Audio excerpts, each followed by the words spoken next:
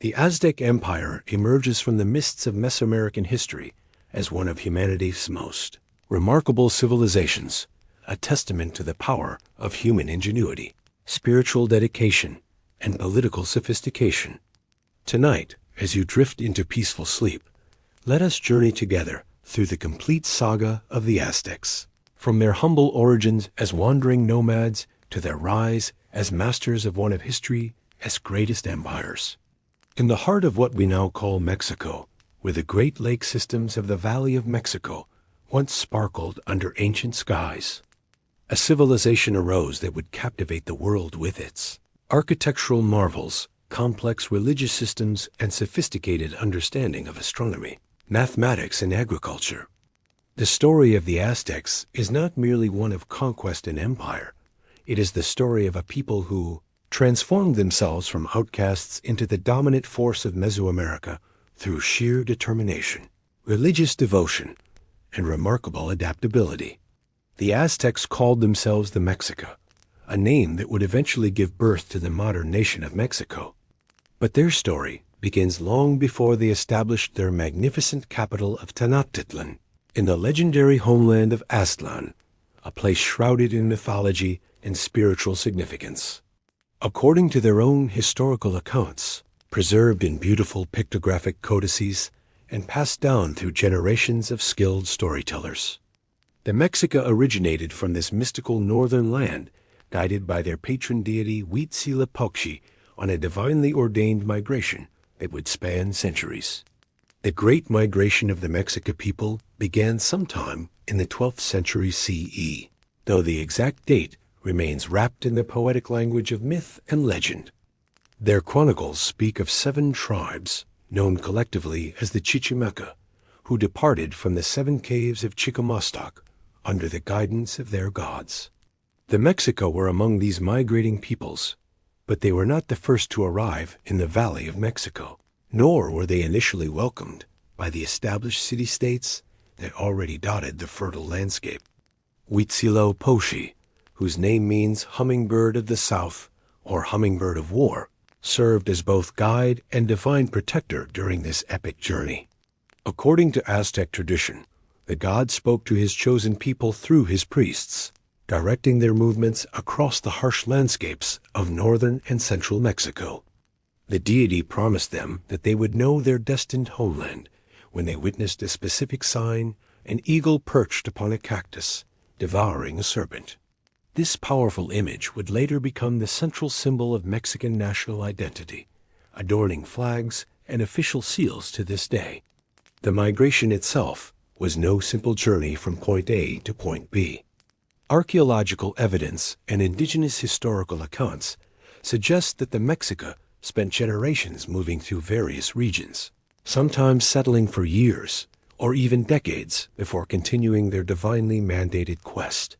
They encountered numerous other peoples during this time, learning new technologies, adopting useful customs, and gradually transforming from a simple nomadic tribe into a more sophisticated society capable of urban life.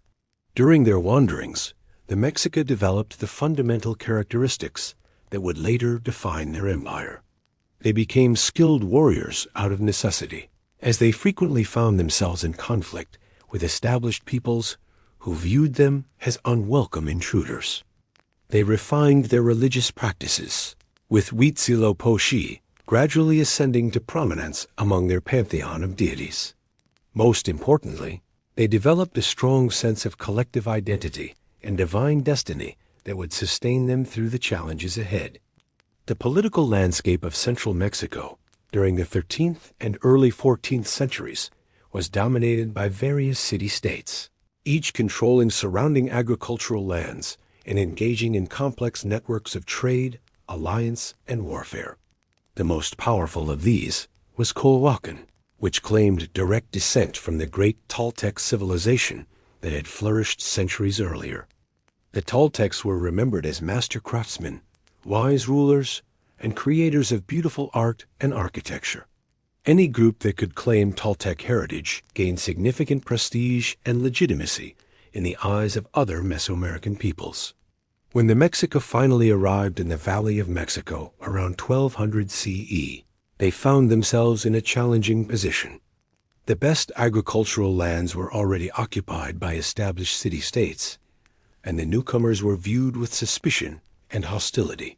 They were forced to settle in less desirable areas, often moving from place to place as local rulers expelled them or demanded tribute beyond their ability to pay. The early interactions between the Mexica and established powers like Culhuacan reveal the complex social dynamics of Mesoamerican politics. Rather than simply conquering or being conquered, different groups formed intricate relationships involving tribute, military service, intermarriage, and cultural exchange. The Mexica initially served as mercenaries for various city-states, their warrior skills earning them grudging respect even as their foreign origins made them objects of suspicion. One of the most significant early relationships was with Culhuacan, whose rulers eventually allowed the Mexica to settle in the rocky snake-infested region of Tepanecs. This was hardly prime real estate. The Colhua likely hoped that the dangerous wildlife would eliminate their unwanted guests. Instead, the resourceful Mexica adapted to their harsh environment, even incorporating the local serpents into their diet and religious practices.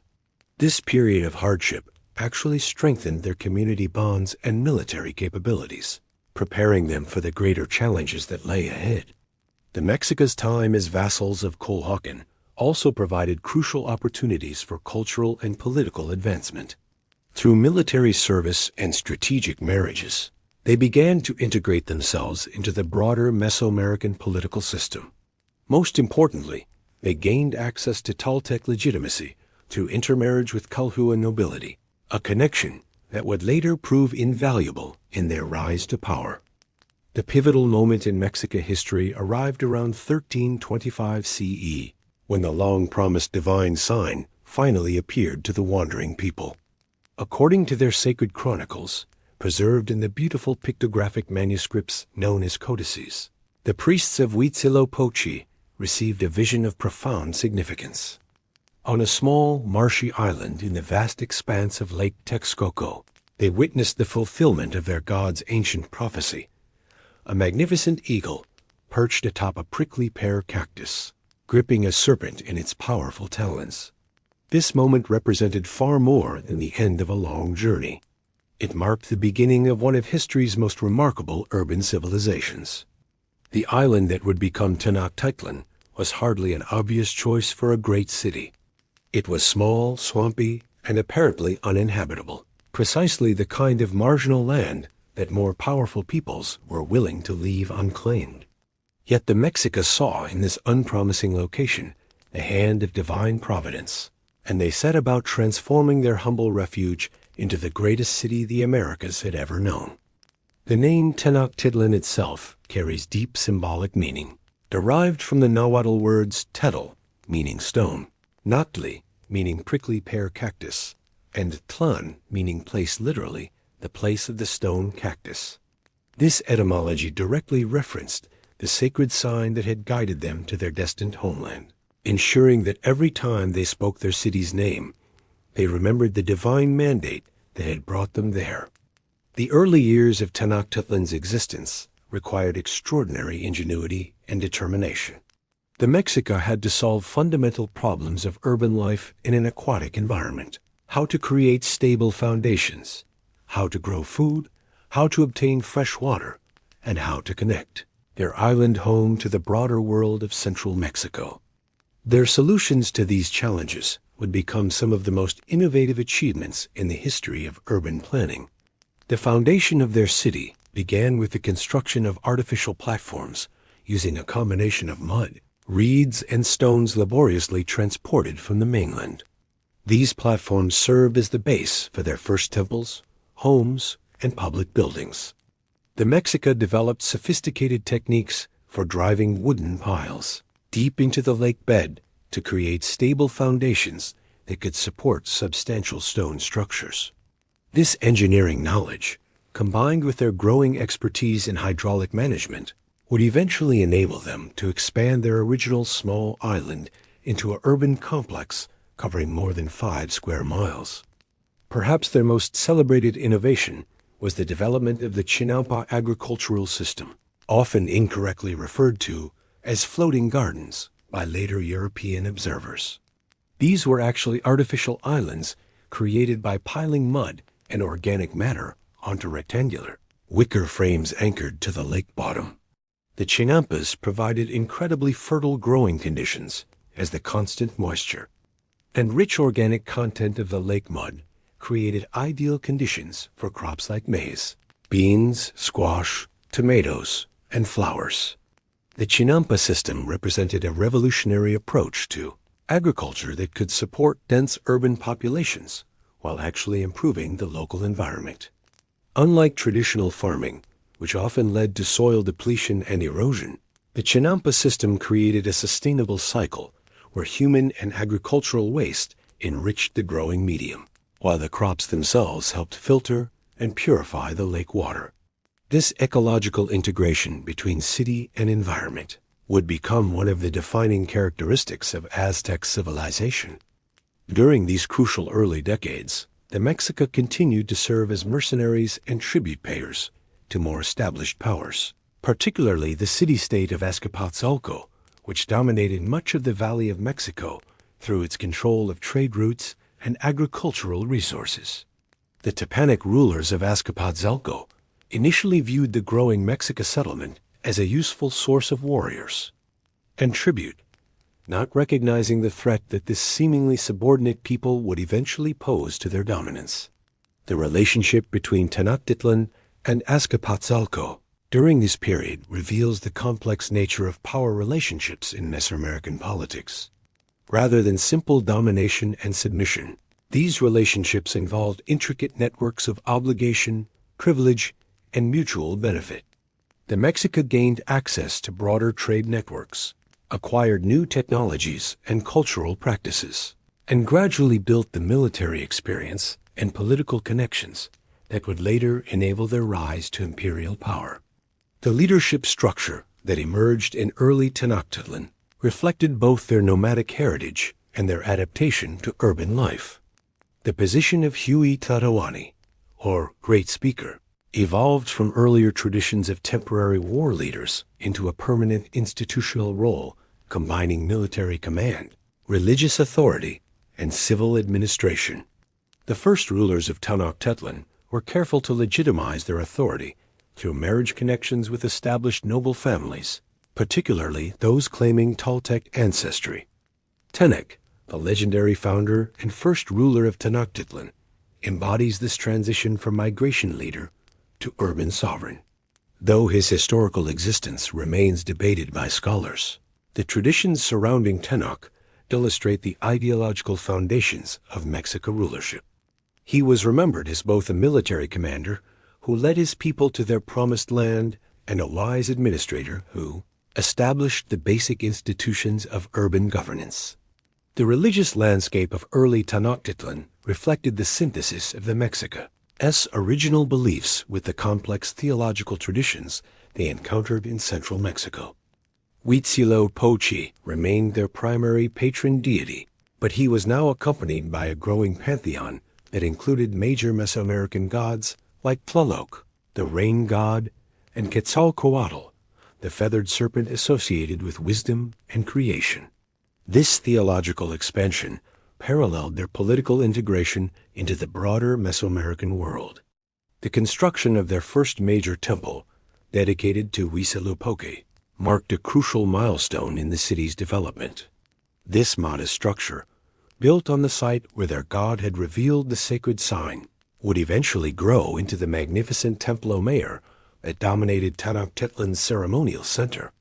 Each expansion of the temple reflected the growing power and confidence of the Mexica people as they transformed from humble refugees into the founders of what would become the greatest empire in Mesoamerican history.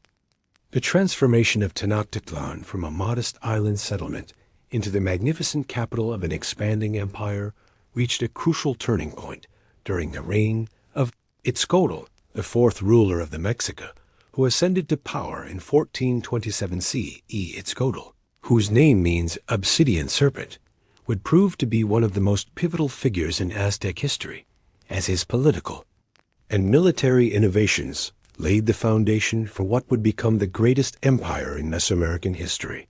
The political landscape of central Mexico in the early 15th century was dominated by the Tepanec Empire, centered in the powerful city-state of Azcapotzalco.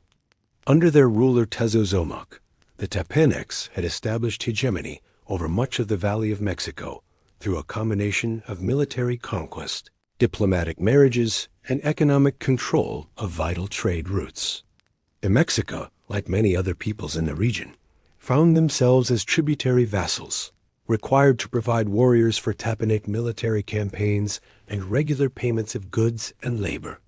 This tributary relationship, all burdensome, had provided the Mexica with valuable experience in warfare and statecraft. Their warriors gained reputation as fierce fighters, while their leaders learned the intricacies of Mesoamerican diplomacy and alliance building. Most importantly, they observed firsthand how the Tepanecs maintained control over their diverse subject peoples, lessons that would prove invaluable when the Mexica themselves began building an empire. The opportunity for dramatic change came with the death of the aged Tepanec ruler Tezozomoc in 1426 CE. His succession triggered a crisis that would reshape the entire political structure of central Mexico. Tezozomoc's intended heir, Tayao, was challenged by his brother Maxtla, who seized power in Azcapotzalco through a violent coup. This internal conflict within the Tepanec ruling family created opportunities for their tributary peoples to reconsider their political allegiances.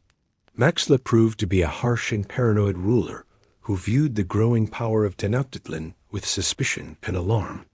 Unlike his father, who had been content to extract tribute while allowing subject peoples considerable autonomy, Maxtla demanded greater control and began making threats against rulers who showed any sign of independence.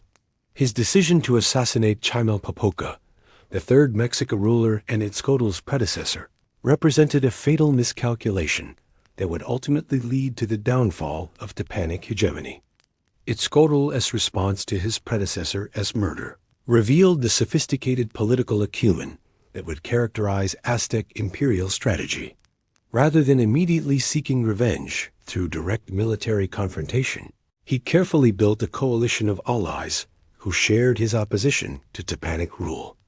The most important of these alliances was with Nezahualcóyotl, the exiled ruler of Texcoco, who had been driven from his throne by Tepanec interference in his city's succession disputes. Nezahualcóyotl was one of the most remarkable figures in Mesoamerican history, a philosopher, poet, architect, and military strategist, whose wisdom and cultural achievements earned him lasting fame throughout the region.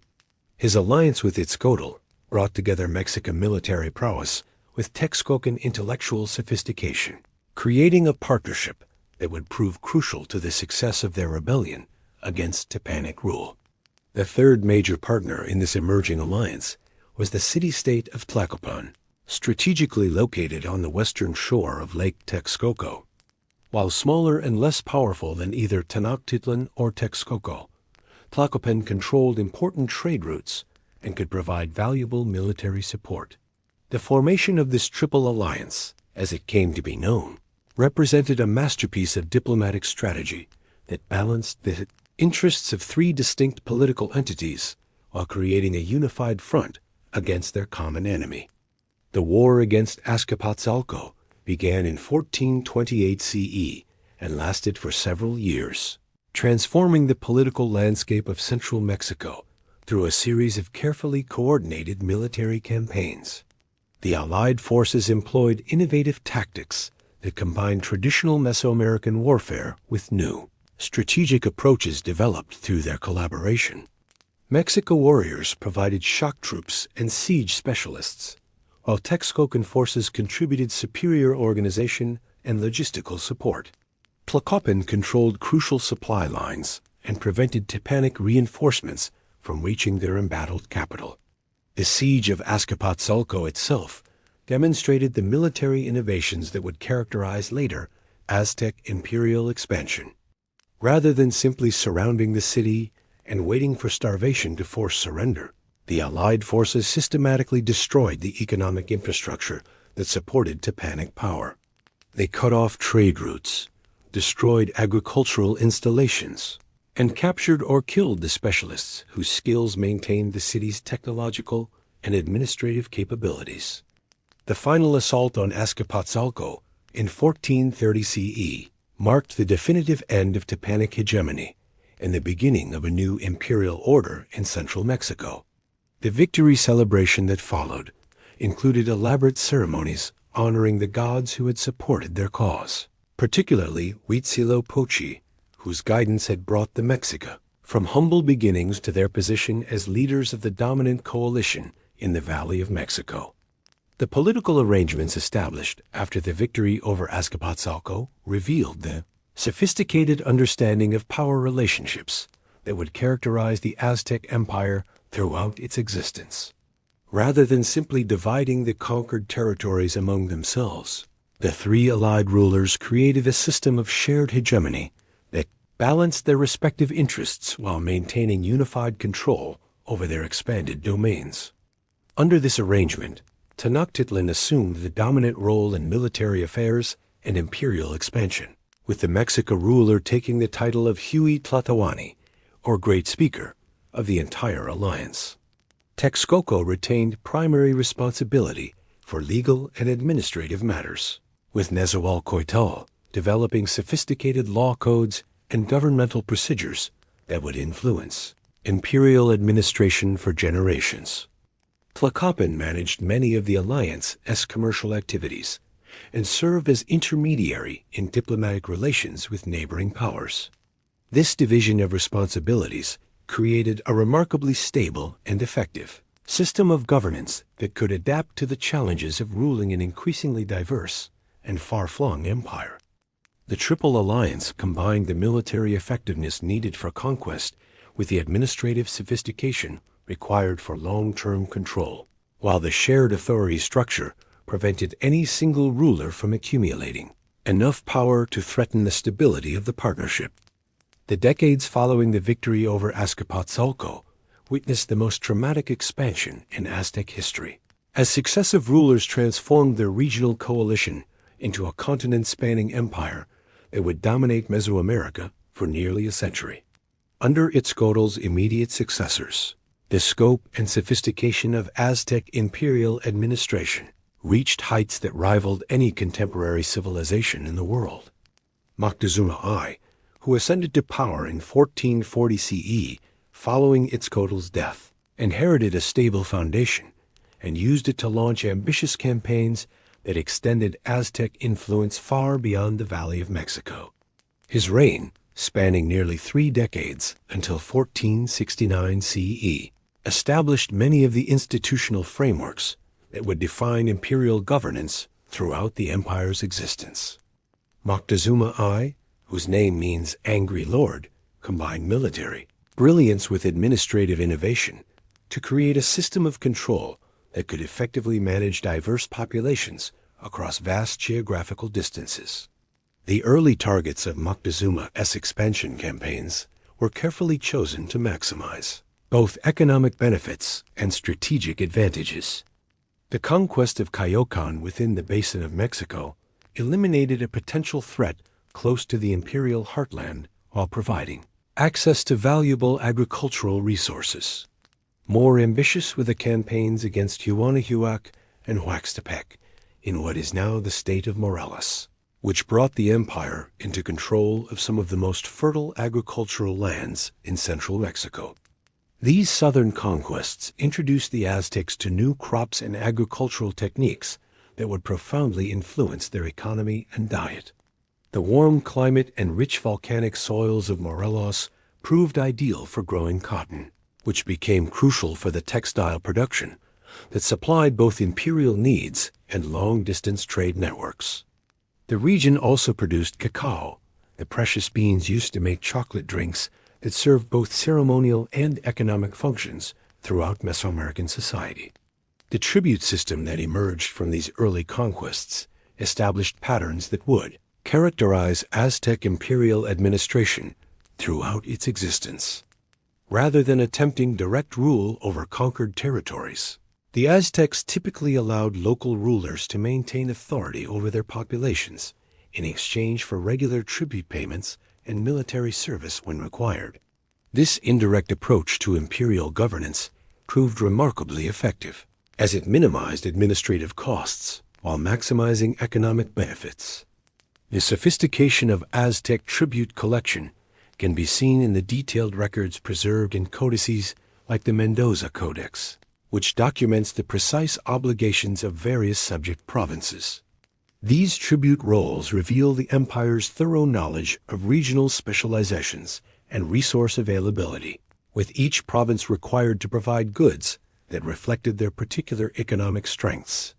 Coastal regions supplied tropical products like feathers, shells, and precious stones, while highland areas contributed textiles, obsidian tools, and agricultural surplus. However, the expansion under Moctezuma I was not without its challenges.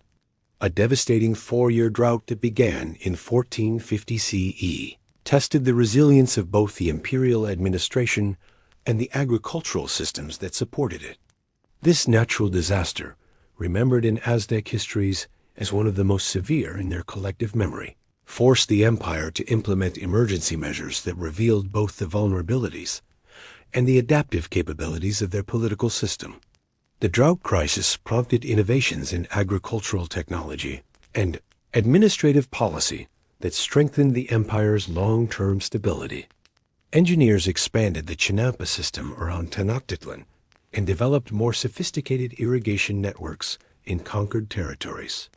Administrative reforms created strategic food reserves and improved distribution systems that could respond more effectively to future emergencies.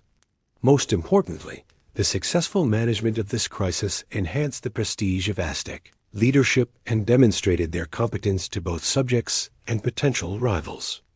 The eastern expansion toward the Gulf of Mexico under Moctezuma I brought the empire into contact with entirely new ecological zones and cultural traditions.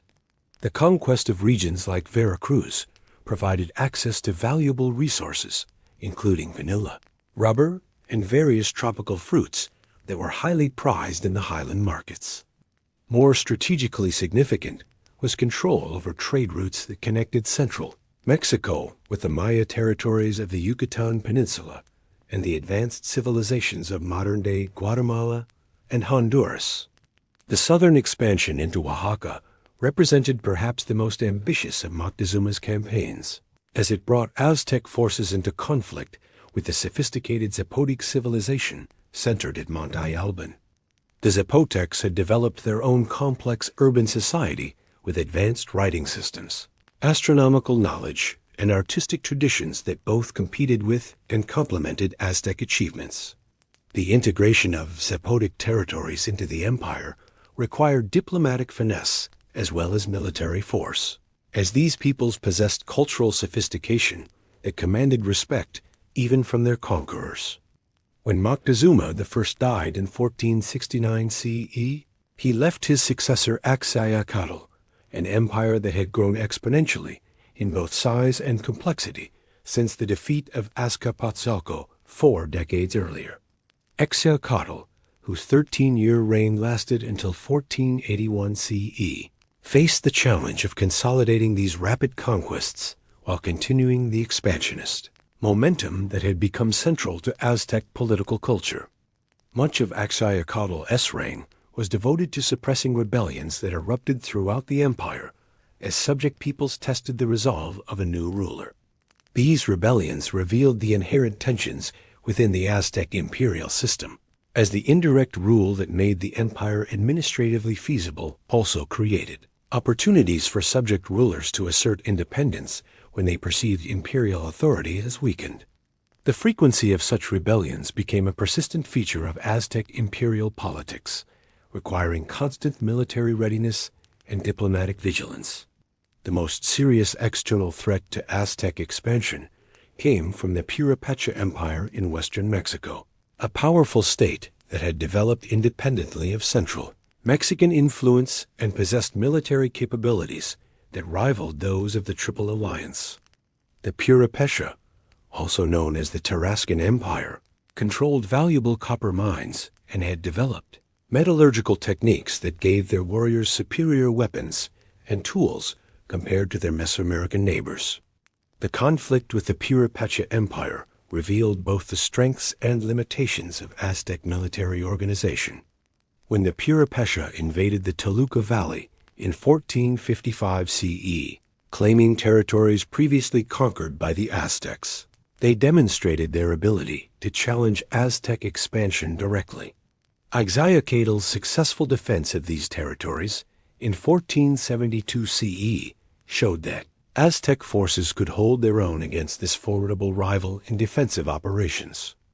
The zenith of Aztec imperial power came during the reign of Moctezuma II, who ascended to the throne in 1502 CE, following the death of his uncle Huitzilopochtli.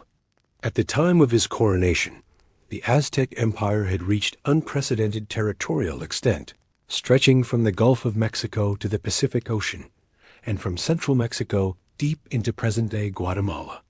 Moctezuma II, whose name means Angry Lord the Younger, would preside over both the greatest achievements and the ultimate downfall of this remarkable civilization. The early years of Moctezuma II's reign were marked by systematic consolidation of imperial gains and ambitious new campaigns that pushed the boundaries of Aztec control to their absolute limits. His first major military action was a coronation campaign against the rebellious provinces of Nopalin and Icpetpec in Oaxaca, a tradition that demonstrated the new ruler as military prowess, while securing valuable captives for the elaborate ceremonies that celebrated his accession to power. This southern campaign revealed both the strengths and inherent contradictions of Aztec imperial rule. The successful suppression of rebellion demonstrated the empire's continued military effectiveness and organizational capacity, but the very need for such campaigns highlighted the persistent instability that plagued imperial administration. Subject peoples throughout the empire viewed the transition between rulers as potential opportunities to reassert their independence, requiring constant military vigilance to maintain imperial unity. Under Moctezuma I's leadership, Tenochtitlan itself reached the pinnacle of urban development and architectural achievement.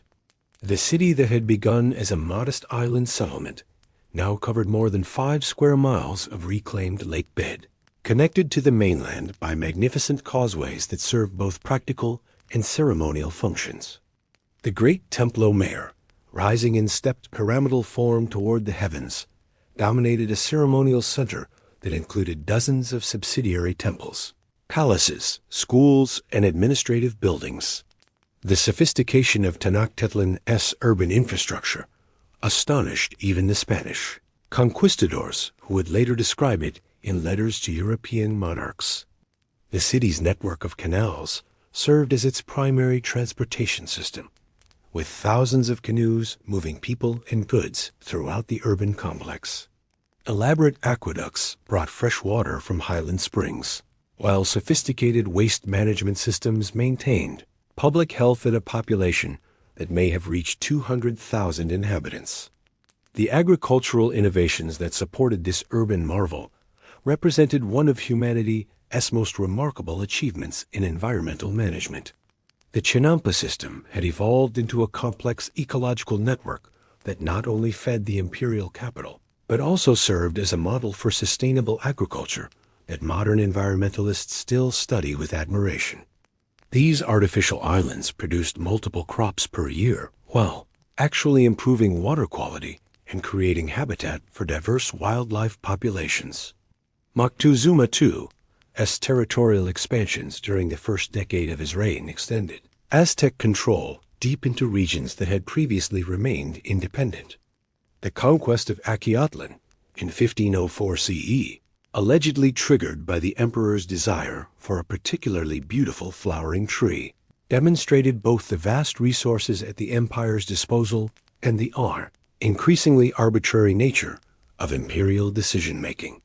More strategically significant were the campaigns that extended Aztec control southward into Chiapas, and the Isthmus of Tehuantepec, bringing the empire into direct contact with the advanced Maya civilizations of the Yucatan Peninsula. These conquests provided access to valuable tropical resources, including cacao, quetzal feathers, jade, and other luxury goods that sustained the elaborate court culture of Tenochtitlan. The integration of Zapotec territories in Oaxaca represented perhaps Moctezuma II's most significant achievement in imperial expansion. The Zapotecs possessed sophisticated urban centers, advanced writing systems, and astronomical knowledge that rivaled Aztec achievements. Rather than simply destroying these cultural centers, the Aztecs incorporated Zapotec learning into their own intellectual traditions while exploiting the region's agricultural and mineral resources. However, the very success of these territorial expansions created new problems that would ultimately contribute to the empire's vulnerability. The vast distances involved in governing such an extensive territory strained the administrative systems that had worked effectively when the empire was smaller and more compact. Communication between the capital and distant provinces became increasingly difficult, while the logistical challenges of moving armies across such varied terrain limited the empire's ability to respond quickly to rebellions or external threats. More fundamentally, the constant military campaigns required to maintain imperial control created a cycle of violence and resentment that destabilized the entire political system. Moctezuma I's reign witnessed approximately 73 separate military campaigns, many of them directed against subject peoples who had attempted to reassert their independence. While the emperor achieved victory in most of these conflicts, the persistent need for military intervention revealed the fragility of Aztec imperial authority. The social transformations that accompanied imperial expansion created additional sources of internal tension within Aztec society. Moctezuma II implemented administrative reforms that concentrated power in the hands of a small hereditary nobility while reducing the opportunities for social mobility that had previously enabled talented commoners to advance through military service or religious devotion. These changes violated traditional Mexica values of meritocracy and created resentment among the warrior class that had been instrumental in earlier imperial expansion. The emperor's increasing isolation from his subjects became a source of political weakness that would prove fatal when the empire faced its greatest crisis. Unlike earlier rulers who had maintained close relationships with warriors, merchants, and craftsmen, Moctezuma II surrounded himself with elaborate court ceremonies that emphasized his divine status while separating him from the practical concerns of governance. This imperial style, while visually impressive, reduced the ruler's understanding of popular sentiment and limited his ability to respond effectively to rapidly changing circumstances. The religious dimensions of Moctezuma II's reign reflected both the sophisticated theological development that had accompanied imperial expansion and the growing extremism that characterized late Aztec religious practice.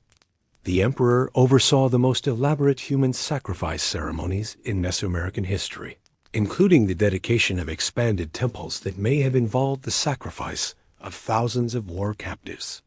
While these ceremonies served important political and religious functions, they also intensified the resentment of subject peoples and created additional enemies on the empire's frontiers. As the Aztec Empire reached its apogee, events far beyond Mesoamerica set in motion forces that would soon shatter its fragile equilibrium. In 1517, a Spanish scouting expedition under Francisco Hernandez de Cordoba skirted the Yucatan coast, reporting rumors of a powerful mainland kingdom rich in gold. Two follow-up voyages in 1518 under Juan de Grijalva confirmed the stories and returned with small samples of treasure. The Spanish governor of Cuba, Diego Velázquez, quickly authorized a larger, better-armed venture led by the ambitious hidalgo Hernán Cortés. Cortés set sail in February 1519 with 11 ships, roughly 500 soldiers, 16 horsemen, several small cannon, and most significant in the long-term priests, notaries, and royal banners that asserted Spain's legal claim to any lands he might discover. Also aboard were a handful of enslaved interpreters, including a Nahuatl and Maya-speaking young woman who would soon be known to history as Dona Marina or La Malinche. Her linguistic skills and political insight would prove indispensable to Cortés, enabling him to build alliances that magnified his tiny European force into a coalition capable of challenging an empire. After landing on the Gulf Coast at Cozumel, and then at the Totonac town of Zempoala, Cortés immediately observed the deep resentment many subject peoples felt toward Aztec tribute demands. The Totonacs complained bitterly of constant levies of cotton clothing, cacao, and human captives for sacrifice. Sensing opportunity, Cortés promised protection in exchange for warriors and porters. To sever his own line of retreat and to avoid orders from Governor Velázquez recalling him, he scuttled his ships at the newly founded settlement of Villarica de la Vera Cruz, binding his men to the enterprise. Marching inland, the Spaniards entered the highlands of Tlaxcala, a fiercely independent confederation that had resisted Aztec domination for generations. Initial encounters erupted into fierce skirmishes. Spanish steel and cavalry astonished the Tlaxcalan warriors, but numerical superiority nearly overwhelmed the Europeans until diplomacy prevailed. Facing stalemate, Tlaxcalan leaders agreed to parley when they realized the Spaniards were enemies of their enemies. In September 1519, the two sides cemented an alliance that would furnish Cortés with thousands of veteran fighters, critical local intelligence, and a secure logistical base. Moctezuma II received alarming reports. Fair-skinned, bearded foreigners with thundersticks and enormous deer, horses, had arrived on the coast and were advancing inland with large native armies. Omens recorded in later Nahua chronicles comets, flaming skies. The collapse of temples were interpreted as portents of divine displeasure. According to Spanish accounts, the emperor wrestled with uncertainty. Were these newcomers returning gods? The legendary Quetzalcoatl, perhaps, or merely dangerous barbarians? Modern scholarship cautions against taking Spanish narratives of Moctezuma's fatalism at face value, yet the emperor clearly faced an unprecedented challenge. On the 8th of November 1519, Cortés and roughly 6,000 allies crossed the southern causeway into Tenochtitlan. The Spaniards were stunned by its grandeur, shimmering canals, bustling marketplaces, and the towering dual pyramid of Huitzilopochtli and Tlaloc, rising above a city larger than any in Spain. Moctezuma greeted Cortés on a ceremonial platform, draping him with garlands and leading the foreigners to lavish quarters in his late father, Axayacatl's palace. For several days diplomacy prevailed, with gift exchanges and theological conversations. Yet underlying tension grew as Spaniards observed the wealth around them and native elites debated the wisdom of harboring such unpredictable guests.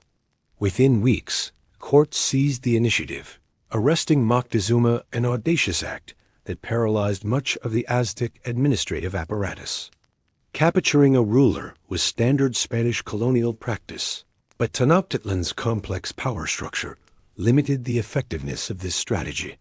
While Moctezuma issued edicts under duress, factions within the nobility seethed, and public resentment toward the foreigners mounted.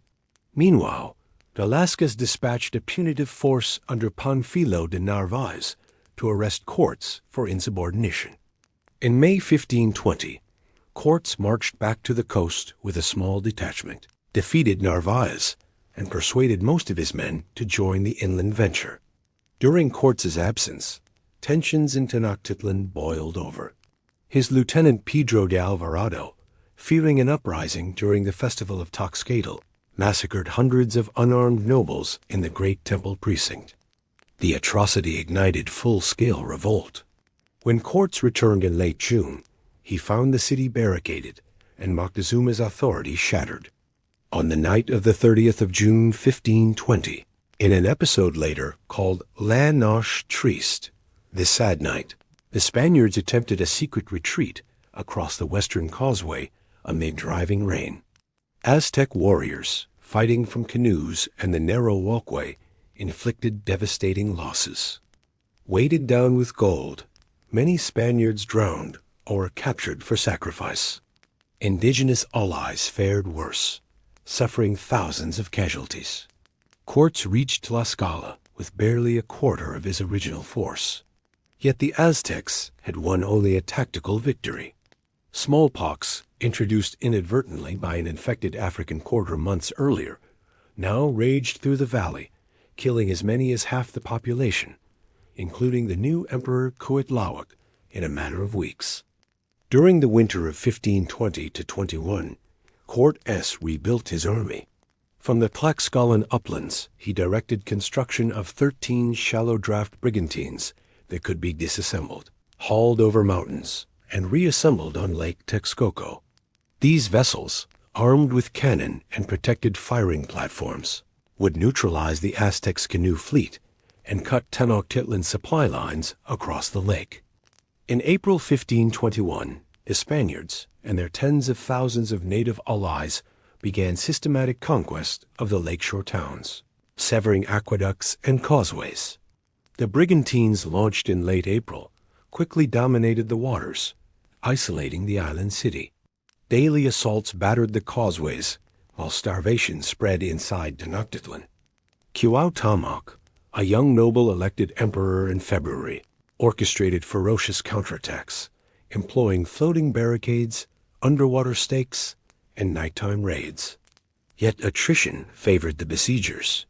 Throughout the 3-month siege, the Spaniards advanced block by block, filling canals with rubble, dismantling temples, and burning homes. Civilians caught between Aztec defenders and allied attackers suffered grievously. Spanish chroniclers described streets clogged with corpses, the lake fouled with debris, and once great plazas reduced to scorched ruins. On the 13th of August, 1521, Cuauhtémoc attempted to flee by canoe, but was captured and brought before courts. With his surrender, organized resistance ended. In the smoldering shell of Tenochtitlan, the Spaniards proclaimed victory and commenced the construction of a new colonial capital, Mexico City, upon the empire's shattered heart. The fall of Tenochtitlan did not bring immediate peace to central Mexico. Rather, it opened a new and often darker chapter in the region's history. In the smoking ruins of the once glittering island city, Hernán Cortés proclaimed the creation of New Spain, a royal province that would funnel American wealth toward the Spanish crown and the wider European economy.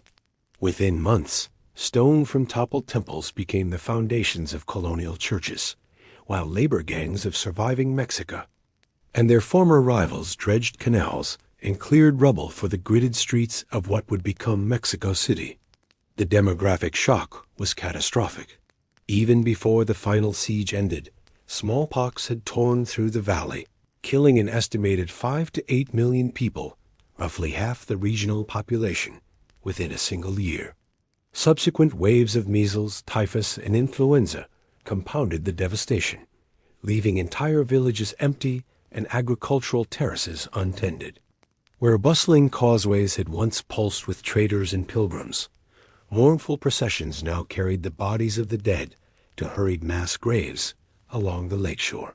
Spanish administrators moved quickly to impose the encomienda system, granting conquistadors the right to extract labor, tribute, and agricultural surplus from designated native communities in exchange for their ostensible protection and Christian instruction. In reality, these grants often functioned as de facto estates, with encomenderos demanding maize, cotton, and precious feathers from exhausted survivors who now also faced seasonal drafts to work in distant mines. Although the Crown issued protective laws on paper, enforcement on the ground was inconsistent at best, and abuses were rampant, especially in the first generation after conquest. Franciscan, Dominican, and Augustinian friars followed close behind the soldiers, establishing mission compounds in the shell of the sacred precinct and along the rebuilt causeways. To the friars' astonishment, Nahua students mastered Latin and European music within a few short years. composing liturgical dramas that blended indigenous dance with Gregorian chant. Yet the friars also oversaw auto-da-fe bonfires of idolatrous objects. Countless painted manuscripts were reduced to ash, their centuries of accumulated knowledge lost forever. Only a handful of pre-conquest codices survived, hidden in mountain caves or smuggled to Spanish libraries by sympathetic clerics. Nevertheless, Nahua intellectual traditions proved resilient.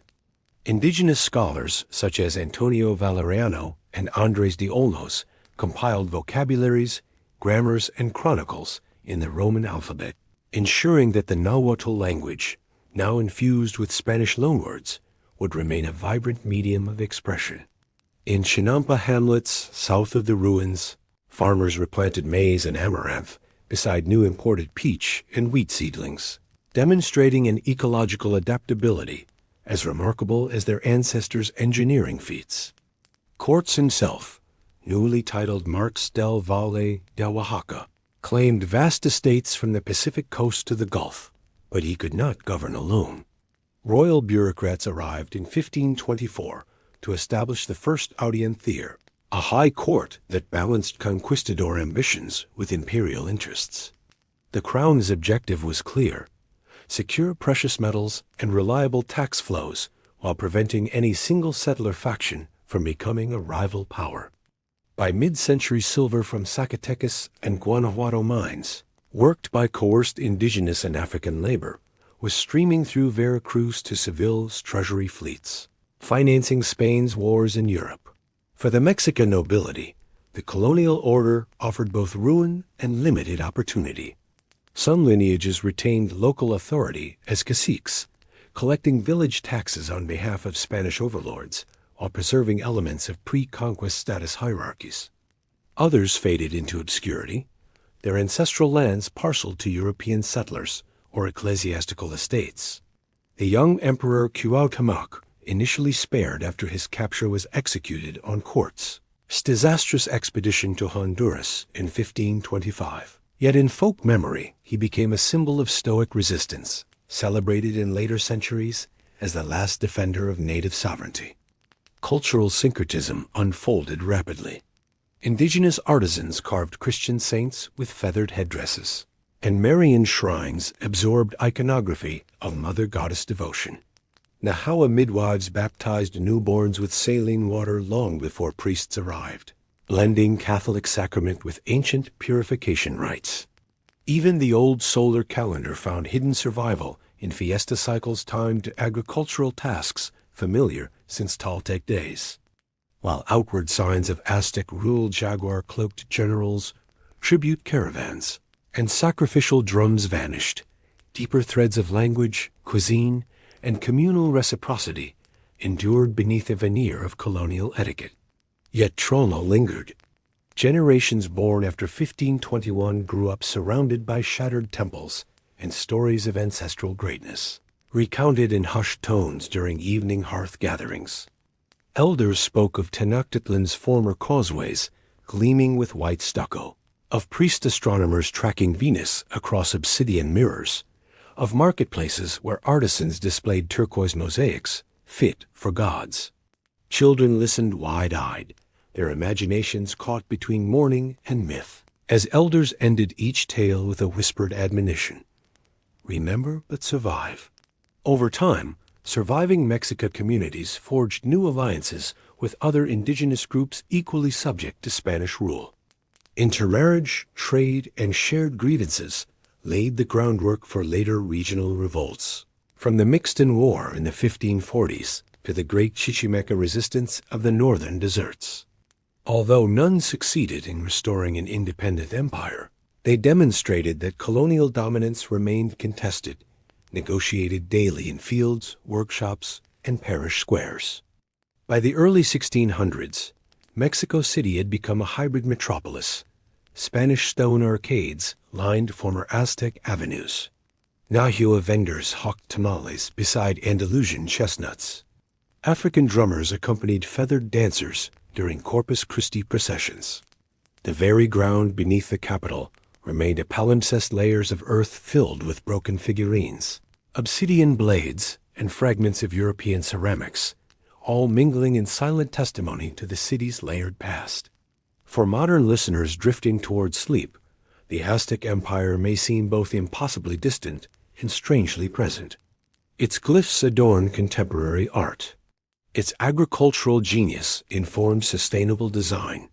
Its tragedies echo in current debates over cultural resilience and historical memory. Mexico's national flag still bears the eagle, cactus, and serpent symbols, first glimpsed by weary migrants on a marshy island 6 centuries ago. Thus the story we have traced tonight, from mythic Aztlan through imperial splendor to cataclysmic conquest, finds quiet continuity in the resilience of those who carried memory forward, adapting without forgetting. Let these reflections settle as you breathe deeply. Imagine moonlight glinting on ancient canals, the soft rustle of chinampas in evening breeze, and the distant hush of lake water against stone embankments. Though empires rise and fall, the human spirit endures, weaving old wisdom into new forms, generation after generation. In the decades that followed 1521, the shattered lands of the former Aztec Empire entered a prolonged era of trauma and transition. In 1535, the Spanish crown formalized its rule by creating the Viceroyalty of New Spain, appointing Antonio de Mendoza as the first viceroy and thus superseding courts, his personal authority, with a full imperial bureaucracy. From the ruins of Tenochtitlan, the city of Mexico City rose, its street grid imposed atop the old ceremonial precinct, its churches anchored by stones pulled from the Templo Mayor.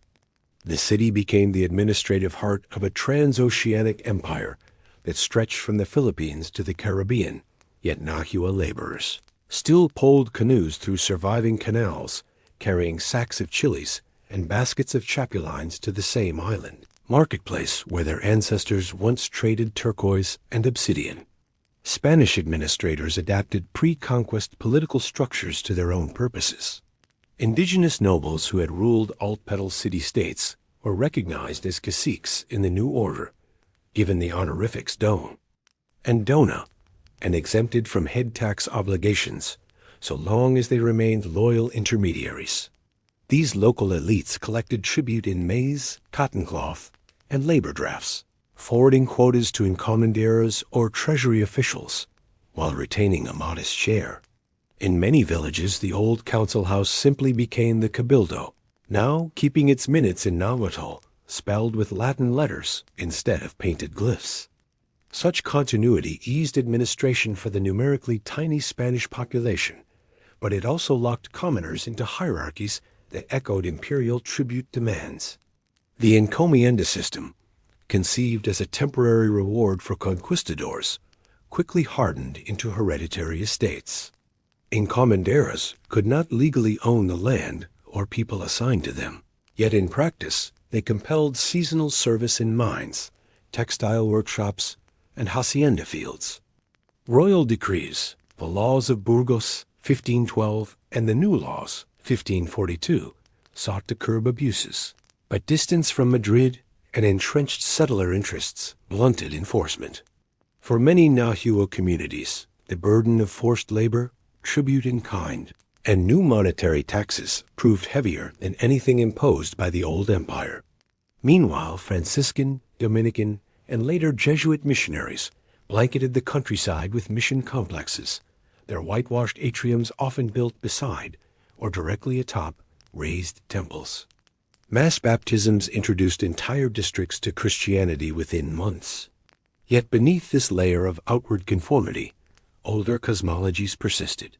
Villagers still left copal at mountain springs for Tlaloc's rain spirits, even as they processed in candlelit pilgrimages to the Virgin of Guadalupe, Marian image whose apparition on the hill of Tepeac echoed pre-Hispanic devotion to the Earth Mother Tonantzin.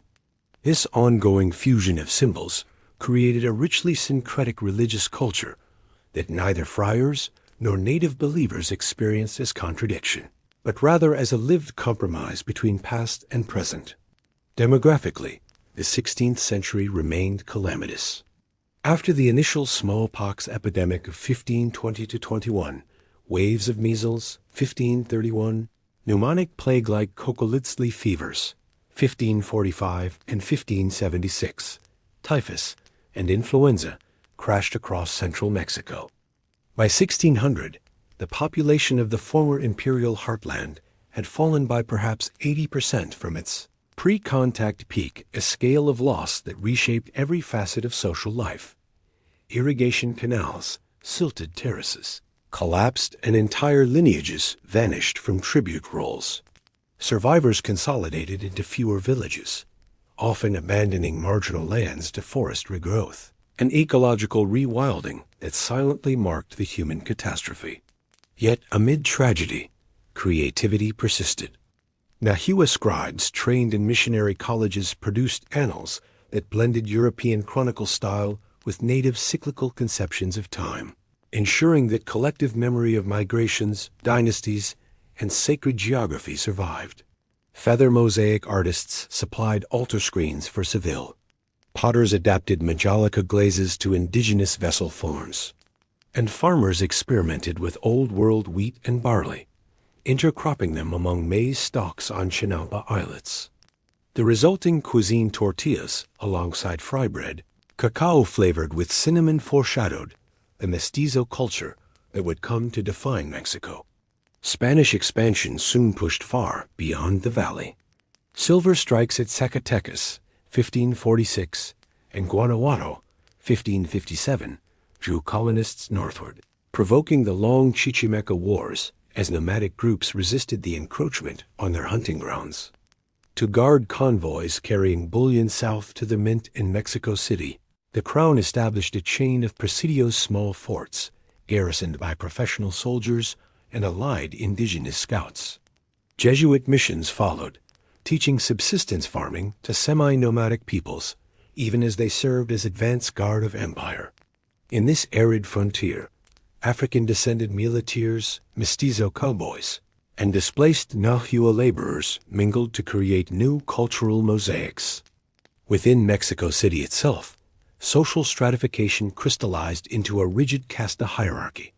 Peninsular Spaniards at the apex, American-born Criollos just below, mestizos, Africans, and Indians occupying ranked layers beneath. Yet the daily bustle of the capital often defied such schematic order. In the great Parian market, Zapotic silversmiths bargained in rapid nahuatl with Filipino sailors who had arrived aboard Manila galleons. Afro-Mexican drummers accompanied tarima dances during Corpus Christi, and Castilian merchants sipped chocolate thickened with indigenous atoll maize starch.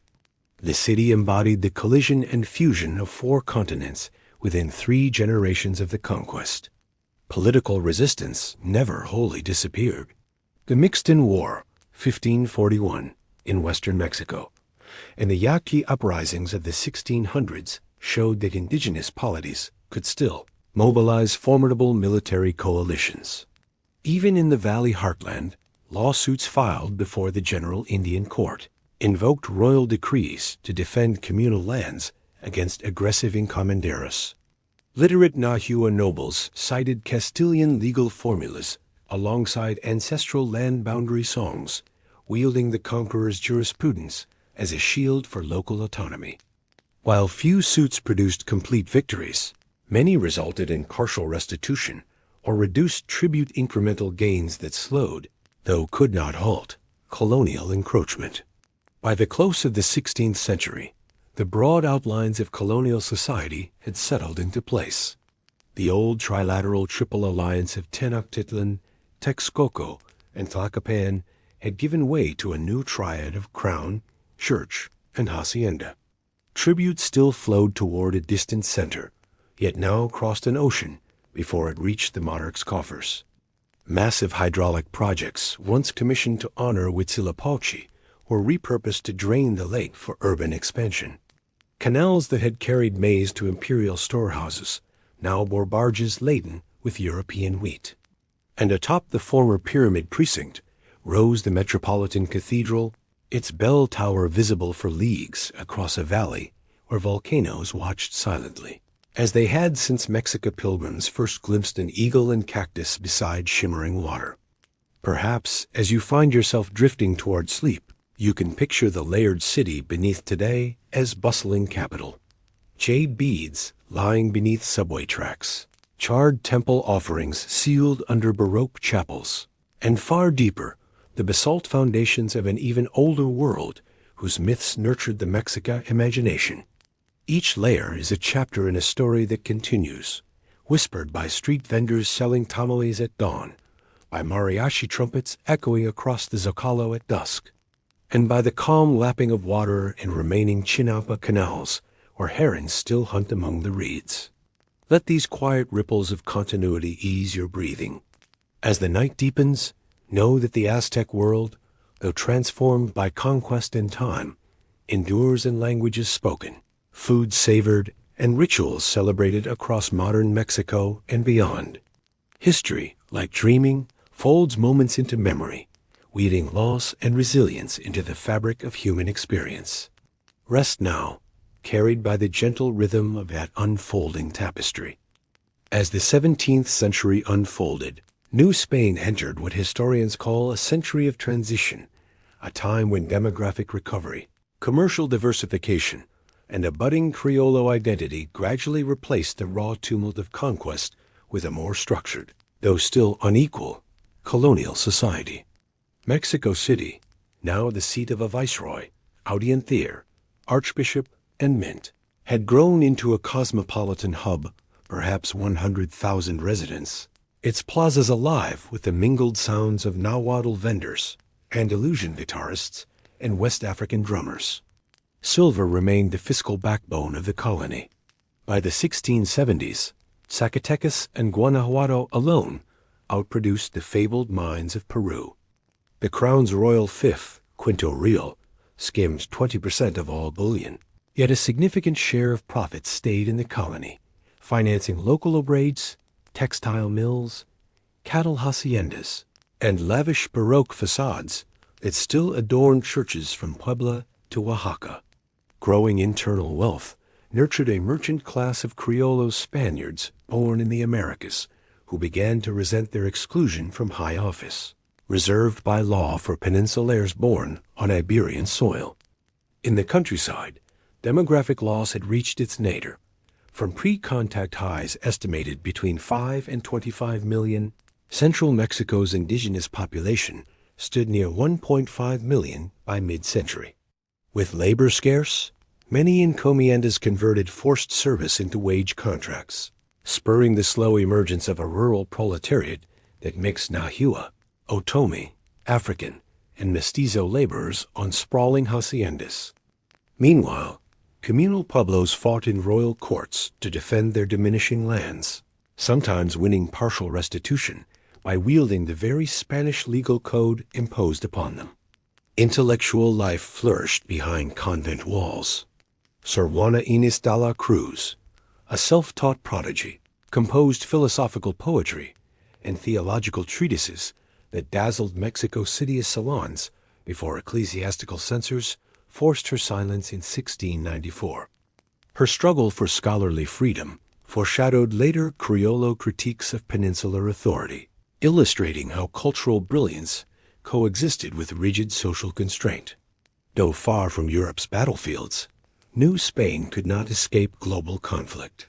Dutch and English privateers periodically menaced Veracruz, prompting the crown to channel more silver through overland caravans to the Pacific port of Acapulco, where the Manila galleons linked Mexico to Asian luxury goods, silk spices, and porcelain that then seeped, often illicitly, down the spine of the Andes. The smuggling networks that blossomed along this axis knit together a shadow economy that enriched colonial merchants while eroding the crown's mercantilist grip. By the early 18th century, Spain's new Bourbon dynasty launched sweeping reforms aimed at tightening control and boosting revenue. The Bourbon reforms reorganized provinces into military intendancies, expanded customs offices, and expelled the Jesuits accused of excessive autonomy in 1767. Royal inspectors introduced more efficient mercury supplies to the mines, spurring another silver boom, even as higher taxes inflamed popular resentment. In indigenous pueblos, the alcabala sales tax now applied to humble staples like cacao and salt, deepening subsistence pressures already strained by periodic droughts. Elite tensions likewise sharpened. Peninsular officials filled lucrative intendancy posts, while criollos many 4 or 5 generations removed from Spain found advancement blocked. Intellectuals such as Francisco Javier Clavijero penned histories that celebrated Mexico's pre-Hispanic past, arguing that American environments produced civilizations equal to those of classical Europe, a subtle yet radical claim against Old World prejudice. These works circulated in clandestine salons, fueling a nascent patriotism that drew upon both Aztec grandeur and Christian providence. On the northern frontiers, presidios and missions crept across present-day Texas, New Mexico, and California, often colliding with mobile Apache, Comanche, and Pueblo peoples who resisted settlement. The Pueblo Revolt of 1680 expelled Spaniards from Santa Fe for 12 years, forcing colonial authorities to adopt less coercive approaches upon their return, granting land, legal defenders, and limited religious autonomy to Pueblo villages. Such accommodations underscored this Crown's pragmatic flexibility when faced with protracted resistance and declining manpower.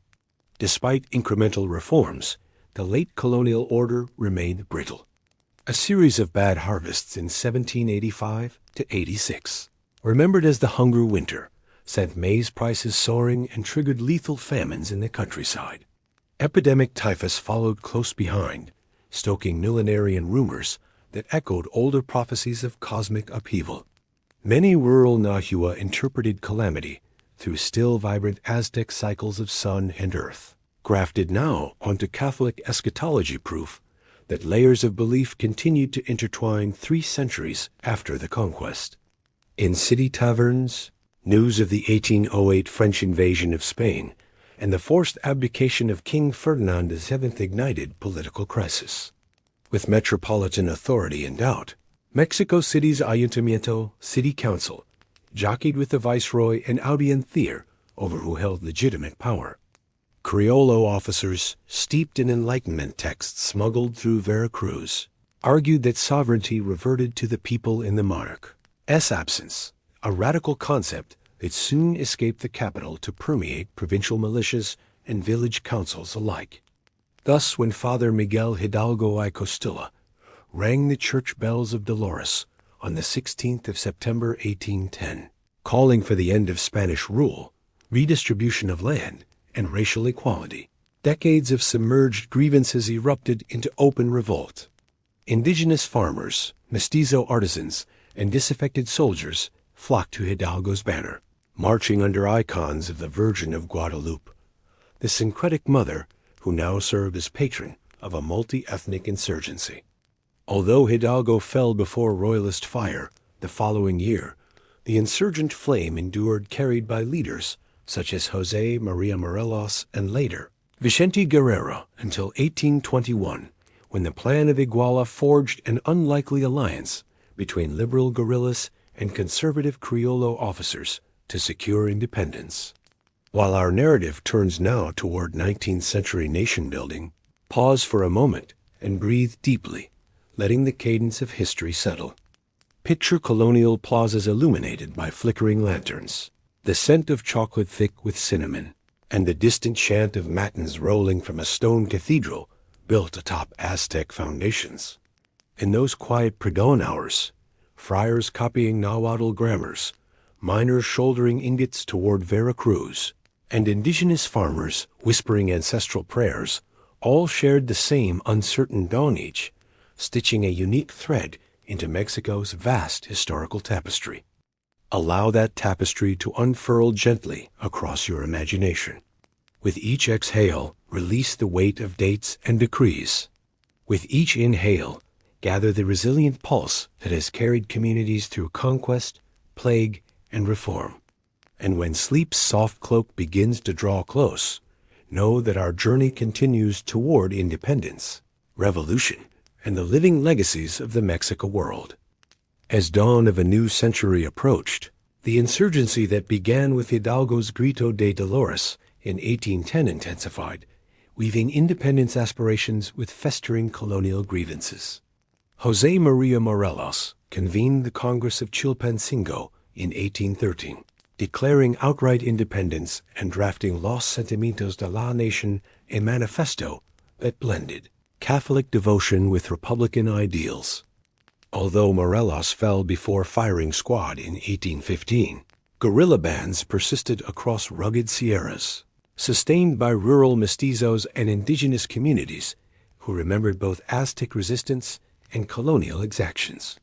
Meanwhile, Spain's Bourbon monarchy reeled from Napoleon's invasion, restoring Ferdinand VII in 1814, only to face liberal revolutions that forced the king to accept a constitutional monarchy in 1820. The ripple reached New Spain. Royal Army Colonel Agustin de Iturbide, once an implacable enemy of insurgents, now feared liberal reforms that threatened Criollo privileges. In a dramatic volte-face, Iturbide negotiated with guerrilla leader Vicente Guerrero, forging the 1821 planned Iguala. Mexico would become an independent constitutional monarchy. Catholicism would remain the sole religion, and racial equality would be enshrined principles packaged as the Three Guarantees. On the 24th of August, 1821, the Treaty of Cordoba, signed with Spain's last viceroy Juan O'Donoghue, ratified these terms, effectively ending 3 centuries of colonial rule. Mexico City's streets filled with jubilation as Iturbide's army of the Three Guarantees marched through Aztec-era causeways now lined with tricolor banners. Yet independence brought fresh challenges. Within 2 years, political factions overthrew Emperor Iturbide, declaring the Primera República. Even as Republican leaders debated centralist versus federalist models, they adopted national symbols rooted in Mexican legacy. The eagle, serpent, and cactus now crowned the new flag. Thus the great arc of our narrative from mythic Aztlan, through imperial splendor and catastrophic conquest, to independent nationhood reaches its close. Let the rhythm of these centuries settle gently into quiet reflection. Close your eyes and imagine Lake Texcoco under starlight, the faint lap of water against chinampa roots. A distant conch shell summoning priests to dawn ritual, then centuries later, the clang of mission bells, and finally, the trumpet of an independence parade. All echoes layered upon one another, time folded like the leaves of a codex. Breathe slowly. With each inhale, gather the courage of migrants who followed a prophetic eagle. With each exhale, release the sorrows of conquest and division. Know that history, like night's dreamscape, is vast yet intimate, woven from human choices, hopes, and memories enduring across generations. Now rest, accompanied by the complete story of the Aztec Empire, carried on the quiet currents of the past into the peaceful horizons of your sleep.